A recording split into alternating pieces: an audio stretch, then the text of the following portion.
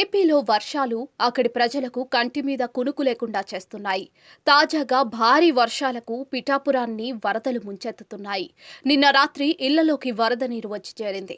లోతట్టు ప్రాంతాల ప్రజలను అప్రమత్తం చేశారు అధికారులు. పిఠాపురాన్ని వరదలు ముంచెత్తుతూ ఉన్నాయి. ఓవైపు ఏలేరు వాగు ఉధృతి, మరోవైపు ఎడతెరపిలేని వర్షాలతో పిఠాపురం అతలాకుతలమైంది.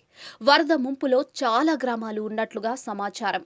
పిఠాపురం రూరల్ మండలం కాశీవారిపాకలు గ్రామంలోకి అర్ధరాత్రి వేళ ఇళ్లలోకి వరద నీరు చేరింది. ఏ క్షణం ఏం జరుగుతోందని భయాందోళనలో ప్రజలు బిక్కుబిక్కుమంటున్నారు. రోడ్లపై నుంచి వరద ప్రవహిస్తోంది. వరద ప్రవాహంతో చాలా చోట్ల రాకపోకలు కూడా నిలిచిపోయాయి. పిఠాపురంలో వరద పరిస్థితులపై ఎప్పటికప్పుడు అధికార యంత్రాంగంతో డిప్యూటీ సీఎం పవన్ కళ్యాణ్ ఆరా తీస్తూ ఉన్నారు.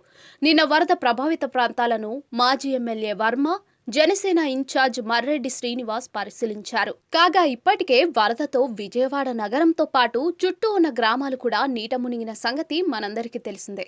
కాగా తన సొంత నియోజకవర్గంలో పవన్ కళ్యాణ్ పర్యటన చేసేందుకు సిద్ధమైనట్లుగా తెలుస్తోంది. వరద బాధితులకు అన్ని సౌకర్యాలు, ఆహార కొరత లేకుండా చూడాలని అధికారులకు పవన్ కళ్యాణ్ ఆదేశాలు జారీ చేస్తున్నారు.